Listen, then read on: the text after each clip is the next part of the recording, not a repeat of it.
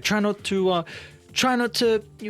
calm yourselves too much. Still be in the mindset to look to try and take this, as we see for Vici Gaming. They're looking to try and find how they can reset after that game one. Whatever they've been doing so far on Na'Vi, just keep doing it. It's as simple of an equation as that. Whereas Vici, something needs to change a little bit. You know, the mid Viper didn't really work. No one incredibly skilled in that mid lane. And that's not to say that XM isn't. He's, I think, ranked number 7 in China. But no one, he's been ranked number 1 or top 3 at least for quite some time now. And of course, you know, China server, Europe server, it's always a bit of a debate of which one's better. Let's not talk about NA, but it is something that, you know, it is going to be a hotly contested lane. I just want to see a skill-based matchup come out here, because no one, he understands what it's like to either be counterpicked in the mid lane, both from competitive as well as pubs, as well as just what you need to do in that regard. And that time around, he knows that, well, I can't just lane into this Viper. He's going to beat me every single time, makes the rotation, easy game. Well, Jaeger's still more chill at the moment, so just leaning back. Nothing changes for him. We'll see how the draft is going to end up changing, though, with Vici Gaming, with Na'Vi. Draft 2 underway. A little bit of difference with Vici being on the Radiant side, and Na'Vi is actually even going to look to put some respect on Friss Earthshaker, and they even get rid of the Visage as well, which was a big component to their success in Game 1. Yeah, I guess really appreciating the success of it. I mean, they're just going to go straight back into the silence, so why not? I'm a little surprised. I thought they might look to consider picking up the Visage again with that last pick of the first phase, and it got pretty much directly counted in the laning stage, but got out of it in a pretty decent spot. Of course, the kill that they got, the first blood, and the second kill, and the experience certainly helped that lane out a significant amount, but well, clearly they're thinking, you know what, we're not just going to go into the one strategy. We want to try and switch things up a little bit. Not necessarily use this as like a testing ground now that they're secured in the upper bracket, but show that it's not just one thing that the enemy teams need to be drafting against. We'll see what route Vici, if they continue with the kind of the push against the silencer, and similar with the Enigma getting. This is a little bit of a flashback, right? We saw this yesterday. We were like, all right, early pick silencer, and then the Enigma. Okay, Solo, that's not how you wear headphones, for starters. You gotta turn them basically 90 degrees there. But what I was saying was that when we saw the Enigma get picked up into the silencer, we were like, hold on a minute, what's going on here? You know, typically that's the other way around. You use the silencer to counterpick into the Enigma, but what Polaris did when they picked it up was that they just threw the Enigma into the position 5 role. They avoided the lane. They made sure that they were able to just play it a little bit more passively. You know, you eventually get the Blink Dagger for sure, but you take away a big part of Silencer's toolkit because you just can't deal with the push all that well. That's why the Pangolier is such a good pick, because it does do a pretty good job. Especially if you get into the Maelstrom, you just need to commit the Swashbuckle, but even before then, Swashbuckle Shield Crash clears anything. It's something that no one's incredibly comfortable on, and now with the 8th pick, you can look to protect it. Bloodseeker banned, Queen of Pain banned as well. Yep, one of XM's best heroes, and also just with it's a bit more of a difficult lane for Pango to play in, and that can be one of his weaknesses. When you start to fall behind, it can really slow down your game. We also saw in that Polaris game that I'm referencing that Force actually played the Tusk in the off lane as well. So maybe against a silencer, that isn't the worst option. You know, you can just look to get aggressive consistently onto it. Although, was that the silencer that ended up being mid? I forget. You know, there's been so many games going on. But regardless, I think it's some clever drafting by Vici, and I think it might be throwing off Na'Vi just a tiny bit, but I feel like they've addressed it quite well too with the Pango.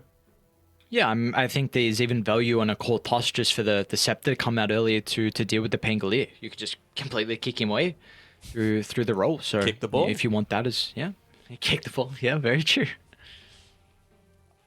All right, well, I mean, what leads me to believe that this might still be just an Enigma being played as a position 3 is A, the Tusk is still a really good pairing together with it. B, you've banned out the Bristleback, and C, Silencer, assuming it's being played as a position 5, like Solo's done basically every single time when he's got the chance to, really doesn't clear the wave all that well. So I'm thinking that's sort of the route that they're thinking down. I wonder if Na'Vi are going to look to try and pick something else that's relatively capable of dealing with the Enigma, like is an Alchemist a possibility or something like that? It would mean Vichun's 8th unique hero over 8 games if he did go down that route. Surely he continues with the trend, right? Come on, give me the 8th. Whatever it be. I'm sure he has no idea that he's picked 7 different heroes so far.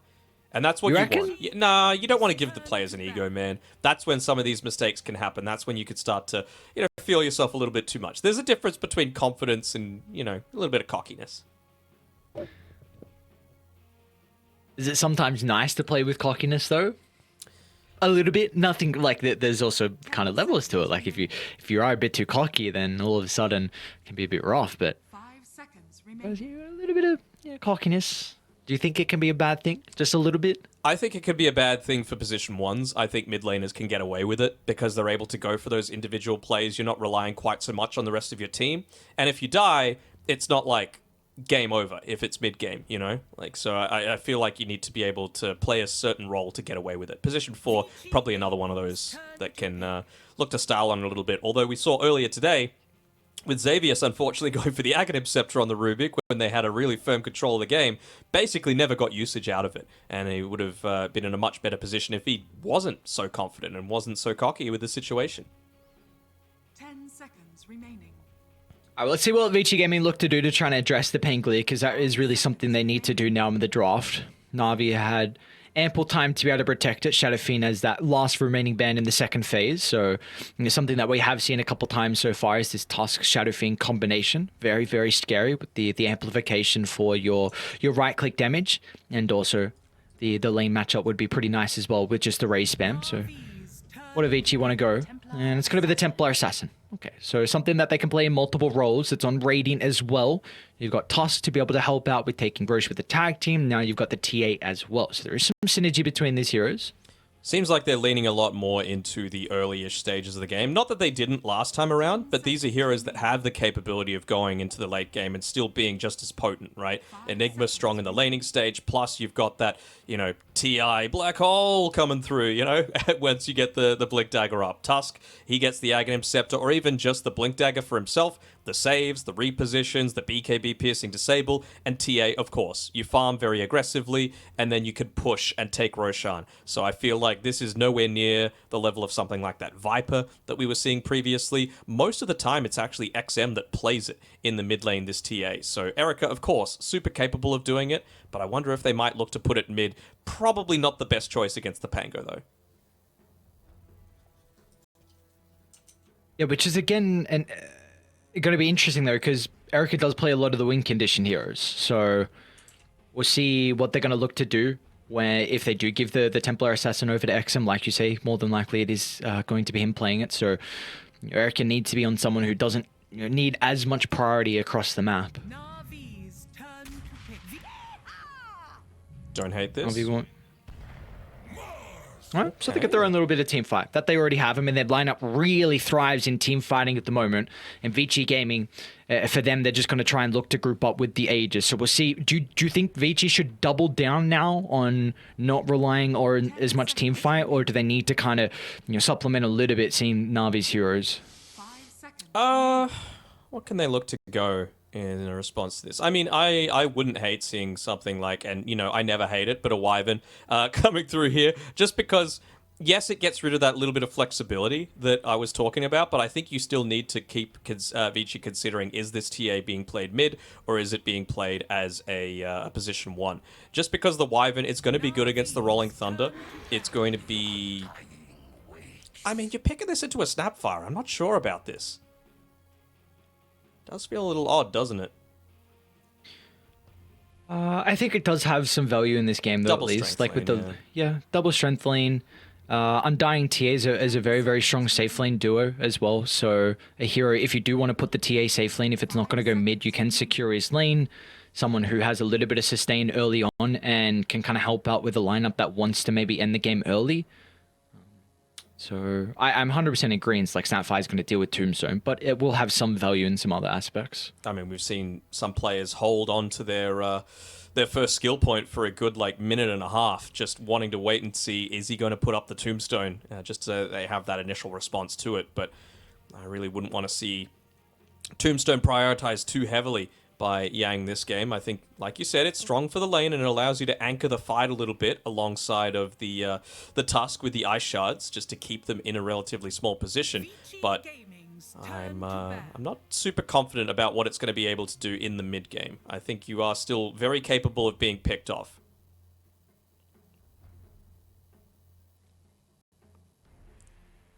See, we're looking at the 23rd pick here coming up from Na'Vi last, so it's going to be the carry for V-Tune. Is there any now that's really standing out for them? What do they need to cover with this last pick with some of the flaws that they might have at the moment? I like a Naga Siren here. I think it'd be pretty solid. I think you can keep the Enigma lane shoved out with your illusions. You can deal relatively well with a Tombstone. You have the Song for a disengage, especially if this Enigma goes a little bit greedier and doesn't get the BKB super early. And I think any kind of like multiple hit units against the TA is going to be solid. PL's already banned, so yeah, I'm thinking Naga Siren's looking pretty good here. Even more team fight too. EKB super early. And I think any kind of like multiple hit units against the TA is going to be solid. PL's already banned, so yeah, I'm thinking Naga Siren's looking pretty good here. Even more team fight too. Do you feel like the Alchemist still isn't a potential? It's a possibility, for sure. I mean, it's good for the lane, it deals with a Tombstone, Acid Spray, plus a potential Radiance against the TA. I wouldn't hate to see that. Terrorblade was one of the other options, but they've gone ahead and banned it out for Vici Gaming. I'm just trying to think of what else is available, because you did mention the Elk earlier, and I don't think anything else that Vici's picked up is really enough of a deterrent for that hero. So it does seem like there's some options here for Na'Vi to be able to pick, even though they are not quite sure on XM's hero. And they're going to go down the Sven route. So it was actually even banned out last game. Vici Gaming felt like they needed to ban it for a different reason. So we're going to get the answer. Instant answer is going to be the Lifestealer. So probably going to be the Halberd Lifestealer, I imagine, against the Sven. Can match up pretty nicely with all the evasion. And again, you don't particularly want to be too greedy with your item build, considering you do have a Templar Assassin. Unfortunately, V-Tune has played the Sven already. Yeah, I know. They normally like to play it as a flex, so they can give it over to Sweden Strong as well and play it as a 4. But yeah, I'm in agreement with what you were saying about Erica going a little bit more of this utility style of Lifestealer. Of course, the Halberd still is pretty good, right? It just allows you to man fight a lot more. You're against multiple strength heroes, but you've got disarms to have to deal with. You've got Global Silence to have to deal with as well, and you're really not wanting to buy a BKB. So I think this game's pretty heavily on Solo and how he's going to be able to time those ultimates, because he was pretty damn good in game number 1.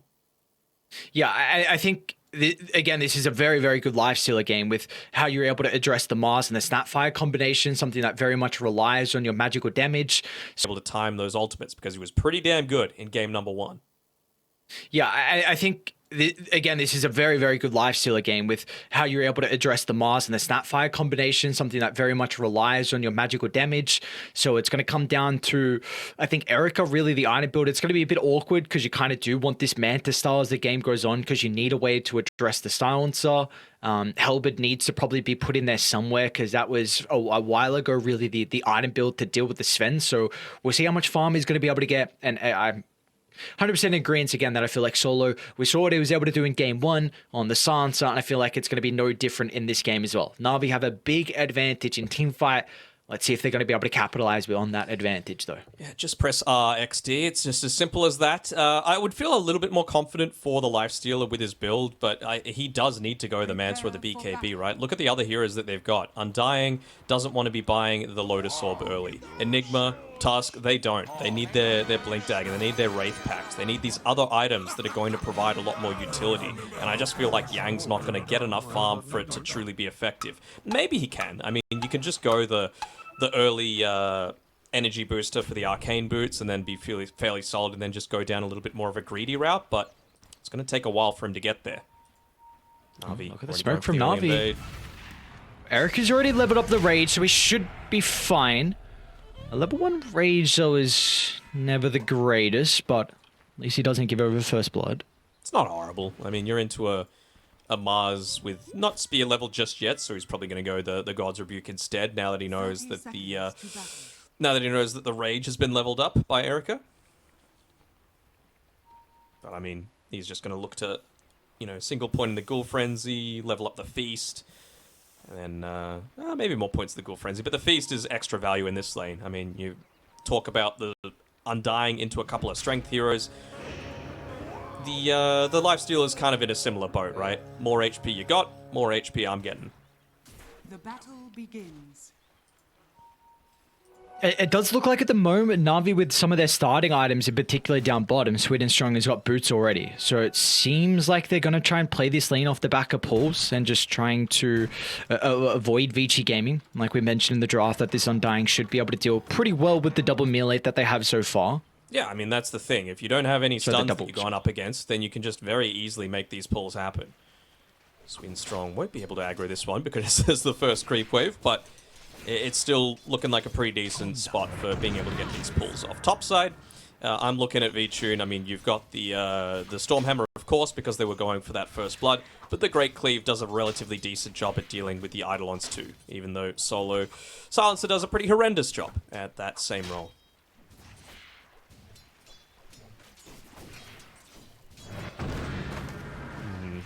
What lanes in particular do we feel like we need to be putting a lot of attention on for Vici Gaming and Na'Vi? Like, what is that one person that needs to get off to a good start for their lineup to work?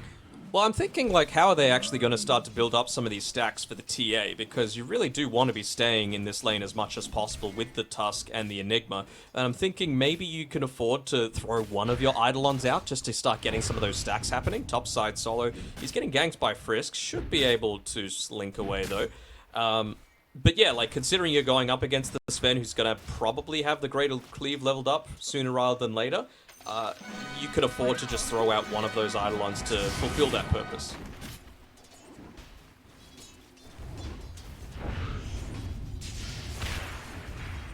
No, not the Eidolons. Don't let them die.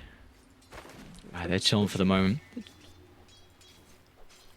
Decent position with the creep wave, so at least BAB is able to try and get some experience. And Frisk, the classic position 4 thing, is going to continue to block up the small camp as well, so nicely done. Might even get a Corey snipe if he sticks around for a little bit longer. And there on the bottom side is Sweet and Strong making this pull happen that we were talking about. He's going to pull it behind the tower. Plenty of space to be able to farm. Never mind, misses half the wave. So a little bit of a misplay coming through there, and Yang's going to make sure to get right up in their face and let them know about it. Oh, this is not ideal. The range creep dying to the camp. Ooh.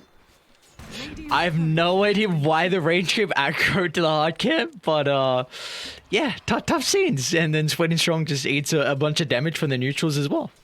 He owed him money, that's why. Ah, he got his money in the end. I don't think you can go in onto Yang down here. I mean, they're positioning very heavily around it with Sweet and Strong just pump faking the Scatter Blast. Maybe leaving Yang to think that he might be able to put a point into the Tombstone if they're going to go for that. Vitrine's in some trouble. Looks like they should be able to find first blood here, in fact. BAB, beautifully done. Already got some urn charges to work with as well. This is what happens when you just don't have anything in the Greater Cleave just yet, right? Very hard to deal with those Eidolons. A lot of the pressure came through from them. By the time they expire, the kill's already secured, so great first blood to be able to claim, and this lane just becomes a lot harder to get back into. At least Solo is probably going to get this pull off, so helps to realign the position of the lane. Frisk, he's on point though, being able to pick it out. Just roaming around, making sure not to give up any of this experience for free. And now, some of the emphasis can be given onto this tower to try and put a little bit more pressure in onto it, deny more of that experience away. Can't be in all places at once, especially this early into the game. Might be a beautiful thing if you could be everywhere at once, especially for a player like Frisk. Maybe he doesn't need it though with how goddamn good he is. We've seen what he's been able to do prior. Previous iterations of the Vici Gaming roster. Winning 2 majors was Fade at that stage. It's even a little bit of a repeat of what we saw in game number 1. All lanes going fairly well for Vici. Top lane, Vici again, is going to be in some trouble. Great shot positioning out of Frisk, and They're expecting this lane to go a lot better than what it is currently on Na'Vi. They're struggling. Yeah, I mean, the Sven, he has to level up that Warcry just to have that little bit of extra armor against all of these different units coming through, but it's just way too strong. Especially picking up that early first blood means that he gets into the urn super early. He's going to look to try and put some pressure in onto the Sven. Just lets him stay in the lane so much more easily as well, right? Ring of Basilius. He's even got the infused raindrops ready to come out on the courier here for BAB, so there's no reason for him to back up at all. Just constantly spamming out his spells off cooldown. His lanes are going much better than what we saw for Vici Gaming. Off to a very good start everywhere. Looks like the one lane at the moment for Na'Vi is mid for no one. 27-4 compared to the 31-6. In fact, he's got a slight net worth advantage. Nothing crazy over the Templar Assassin. What do we need to see out of no one to kind of stabilize the early game? I'll hold that thought as Frisk. Oh, great shard placement. Oh, Frisk, beautifully done. Vici didn't want to use the Tango to cut through the trees, and Frisk just kind of TP out. A lot of space being given over to BAB again. He's having a great start. From Pango, I really want to see him start to make a bit of a rotation up towards this Enigma. You can't let him have a free early game. He's the one that's going to be opening up the map by pushing a lot of the towers. Lifestealer, TA, they don't want to do it super early on. They've got jungle camps to farm. They've got lane creeps to farm. You don't deal the hugest amount of damage, at least super early on, into the piece. And if you rotate down to the Lifestealer, he's just going to rage and walk away from the Rolling Thunder. Make the attempt anyway. He's got the bottle filled up with the illusion rune, but I'm not sure how much this one's going to accomplish. Maybe just trying to bait out a usage of the rage on Erica for now, but here we go. Ooh. Committing the Rolling Thunder, just wanting to take out Yang, I suppose. It feels like They still get the kill. Will they? Oh, they will finally. Heavy commitment, though. I mean, look at what XM's doing to the mid lane. We're going to need to get back to this lane very quickly on no one. You're not going to lose too many creeps underneath the tower, and well, might make a stop off by the bounty rune in the meantime, but maybe just thinking on XM. Top lane solo. Gonna be another death. Frisk at BAB, man, they are. What a start these two are on. Just a measly solo kill, but still continuing to get those own charges, get the experience, solo kill. Alright. But, I mean, these were the first two heroes that were picked in Vici's draft, right? So you had plenty of chances to be able to counter this. I'm sure Na'Vi understand that they could be flexed into a multitude of different roles, but it feels like they should have addressed this a lot more convincingly. And Solo TPing back, refilling the bottle on no one, considering he did have to use so many spells down bottom just to be able to deal with the Undying. But yeah, what I was saying before is maybe Lies just made the call of, guys, I'm having a horrible lane, I'm against a Lifestealer and an Undying, I need something to try and fix this, but I'm not sure if using the first Rolling Thunder with the wave pushing under your tower was the best option for that. Yeah, I think the next one for them is just waiting until he's going to get level 6, which is going to take quite some time, because Erica can just solo this lane. And we're seeing this really free up Yang to make a little bit more movements. He's been able to block the Ancients, drop a ward down as well nearby. I've seen him even try and disrupt the Snapfire from getting some stacks as well. So, you know, with Erica, how much he's able to do versus Lies in this lane, it's going to take quite some time for him to be able to find that level 6. And I think that is what they're waiting for here for Na'Vi, to maybe find a way back in for the Mars. But in the river, well, there's that second use of the Rolling Thunder. Some pretty good body blocks coming out from Sweden Strong. Yang's going to try and get in a position where it's difficult to play with. No one's going to miss out on the swashbuckle. Yang will not look for the TP. He's just going to wait. And in the end, Na'Vi will find that kill. So they make him work for it. It's the definition. Solo might be caught out as well.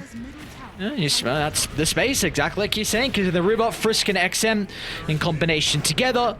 Frisk, a good old support, the classic one. Would you have taken that kill, Danog, or would you have given over to the TA? Absolutely not. No, I would have. You got to give it over to the TA. This is a mid TA. This is your true win conditions. So you got to be a little bit more selfless this time around. Actually, going to make the TP up towards the top. Hang on, side. no one. Yeah, he doesn't have the Rolling Thunder for the next 30 seconds. But if they have a sentry. Might catch him off guard. BAB tries to turn it back around. They've got to be cautious about the threat of the black hole if they group up. BAB is going to drop the ultimate. There's no way to cancel it. The damage it's slowly racking up. They'll get rid of the Sven.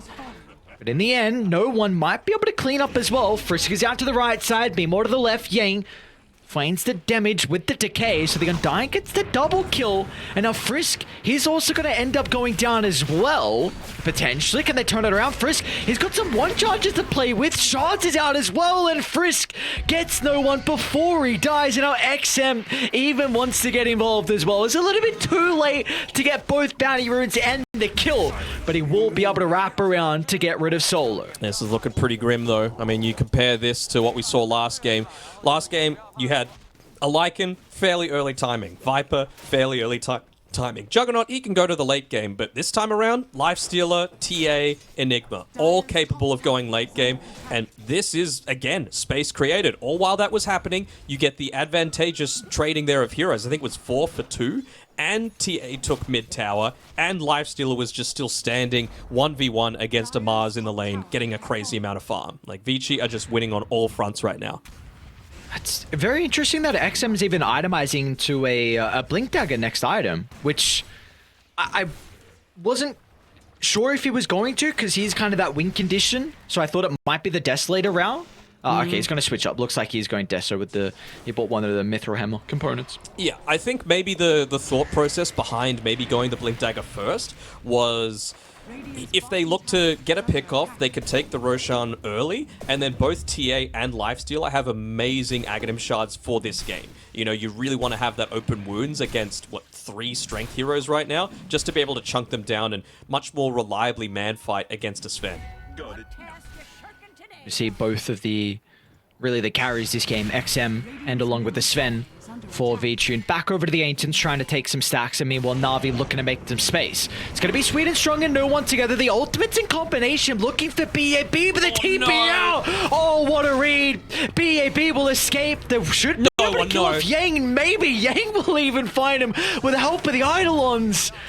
They'll get the kill in the end, but my oh my, the fact that BAB lives and meanwhile bottom lane lies, he's in trouble. Frisk and Erica in combination. This is a different Vici Gaming we're seeing here in game 2. And making sure that there's no way for Na'Vi to re-enter here. They're just doing all the basic things right. You know, they're understanding the strengths of their heroes. They're going for these pickoffs. They're going all in onto this style where they're itemizing pretty heavily for physical damage, and there's a lot of synergy coming through from their heroes. So we'll see what they're able to do to follow up on this one, but I mean, what it needs to come out, I mean, so much of it is heavily onto no one to be able to land some of these lucky shots that are eventually going to come with levels, but until then, it just feels like they've got nothing to do with this. No one has great armor. They're going to get another kill here, although Sweet and Strong get some distance away. No one's going to try and attempt with the Rolling Thunder. Let's see if Frisk can put his positioning in it where no one can't catch up to him. Arena's going to be laid down. Yang's in the middle with the Tombstone still on cooldown. They're going to pop on out.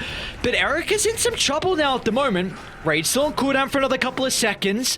Vici Gaming, their eyes are all over the Roshan. And, well, looks like Erica won't even need some assistance. So this is, again, space created. Is for sure that Desolator coming through. It's a pretty early Roche take, even for this lineup. So they're going to be happy enough with this, only losing the supports. They still are able to expand their net worth lead just through taking that. This is... It feels like they're just going to look to go top very, very shortly here. I don't know what's stopping them from Vici Gaming. You got Aegis, Deso... That's it. A Blink Dagger? Okay. Because I'm looking at BAB. I'm like, he's already got a Wraith Pack, man. He's so incredibly farm. But, I mean, why... You wait for a little bit. Why not push it too far, get that next set of items, and then guarantee that you can get the tower and make sure there's no opportunity for Na'Vi to find a way back. I actually really love this build from Yang as well. He's maxed out the Decay this time just to make sure that the lanes are not going to be in a situation like we saw last time. And, well, it means that the Tombstone, it's not exactly countered by the Snapfire if it's basically not going to be used a lot of the time. So against the 3 strength heroes too, going to be quite effective just to continuously spam that one out. They're going to back off in time, but Yang still going to be able to get some vision denial up on the map. Radiant saw Na'Vi smoke, so they were aware of this movement down to bottom. So great read as well coming through eventually. Erica's going to look to TP out. So Na'Vi should be able to get at least their first tower of the game, but this is going to free up all the other lanes. Mid's getting shoved out, top's even getting pushed from XM as well. And they're going to go for a dive. Vici is showing to aggressively a global silence used defensively. That'll buy him some time for Na'Vi's reinforcements to show up. Liza's going to look to TP into the middle. He's got the arena to work with. Instead, he's going to try and spear away Frisk on the Tusk. Still haven't used the glyph, so they're a little wary of diving completely underneath that tower for the multi-shot. It's only 14 minutes in, and this is how aggressively Vici are positioning, so they're not wanting to get caught off guard by the tower just melting their entire team. But XM is still using this space to heavily push in top on his own. Aegis, Desolator, that's all he needs, and he's got the Blink Dagger coming out to him as well. No global to have to contend with either, so suddenly BAB's become enabled. It's a very good point. Now you can just look to use the black hole on a solo target if you want to.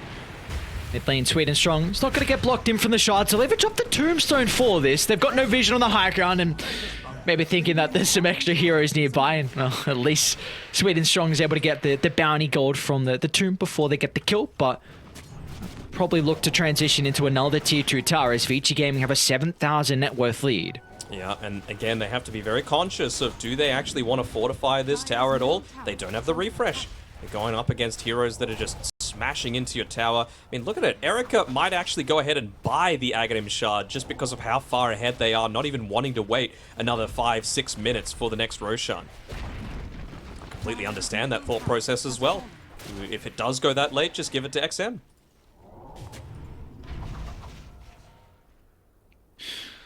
It's very scary here for Na'Vi. Like, your carry on Sven, you rely on having an item advantage. You are someone that has his built-in farming accelerant with the cleave. You need to be at least an item ahead of someone. And the fact that you are not in a game like this, you're 3,000 gold behind your TA, even if you somehow catch back up in or even net worth, it's going to be very difficult to combat Vici Gaming. The solo Vici's basically doing exactly what he needs to. He's playing inside of the enemy's triangle, just finding any kind of space to be able to farm. But the thing is, he's got the Echo Saber completed, but the Ogre Axe is all the way back in base. He doesn't want to send it out because that's just going to reveal his positioning. They know that Vici have just set up wards all around the map. There's no way that it gets to him without just showing himself on the map, so he's not farming that quickly. And you were mentioning before that with the life steal itemizing into the Aghanim Shard. I'll hold that thought because they're making an attempt onto Erica. They'll need the initial stun from Sweet and Strong, but the global silence going to come out as well. The chain control needs to be perfect. Li's going to try and lay down the spear, and that's enough. Beautifully done from Na'Vi. The global silence from afar with everyone else nearby providing a stun. Will deal with Erica. That's his first death of the game. Heavy commitment though. He's switched it up into the Talisman of Evasion, only about 300 or so gold away. But you did have to use God Strength for that. You did have to use the Global Silence for that. And the lanes are not in a good spot for Na'Vi right now. And look at the Observer Ward. Frisk and BAB in combination together. Liza's going to drop the arena, but there's just no follow-up. And meanwhile, on the other side as well, XM and Yang find a double kill here for Vici Gaming. It's all around no one. You've got the Echo Saber finish. You just got to wait another minute or so. Have level 12. Have the God Strength available on the Sven. Probably another item, just the Ogre Axe for a little bit more of that tank ability, and look to get that key Blink Dagger in onto a target. An aggressive glyph from Vici. Gonna lose still their full creep wave in the Ages as well. But this first Roche has given them so much map control to play with. 7,000 net worth lead at the 18-minute mark. Like you were mentioning though, like Na'Vi is still doing a very good job in regards to where the cores are positioning on the map. You're just saying the praises before a V-Tune farming up inside the Radiant jungle, and this time it's going to be no one looking to try and get some neutral items. What's he going for here? I mean, he's got 2.6k saved up. He had the Blink Dagger queued previously, but he's a little bit indecisive. Is he wondering, like, oh, is it early enough into the stage where I need to go for this Aghanim Scepter build with the Shield Crash cooldown in Bolt, just to constantly have that disarms coming off in the middle of these team fights? Not wanting to show on the map as well. Just trying to stay hidden as much as possible. He knows that with the advantage that Vici have, they're not going to be farming their own jungle. Solo? In front of the tier 3 tower. Is this in a position where Na'Vi can jump in? Shards is going to be able to set up for the spear. Frisk is not an easy kill though, 1500 health that they have to go through, and all of Vici Gaming standing around him, and well, they might consider about walking up the high ground. They've already got the tombstone laid down for 18 seconds and the double damage rune on XM. Why not? Just keep on pushing in, just oh boy, very early using that Mortimer's Kisses. Maybe just go back in after the fact, but they could easily enough back off too. Yeah, the cut bot. Top's being shoved in a little bit too. BKB almost picked up for the TA, only 1,000 or so gold away. So I feel like you're happy enough with this. Oh, top lane. Frisk, he's going to see the camp was cleared. Reading that V-Tune's going to go for the hard camp, but that's already gone as well. Does he go for the next wave? Oh, V-Tune's going to get greedy. He's going to get greedy for it. Frisk is found him. Snowball is there. Poor old V-Tune is shortly going to see Erica pop out as well. Frisk needs to make sure he holds the punch so there's no TP. And now he'll use it at the last second. And they also know where no one is. On the other side of the map, no one's going to try and use the Rolling Thunder. But the Blink already used prior from BAB, so he won't have a way to catch up. And no one's escaped. No one?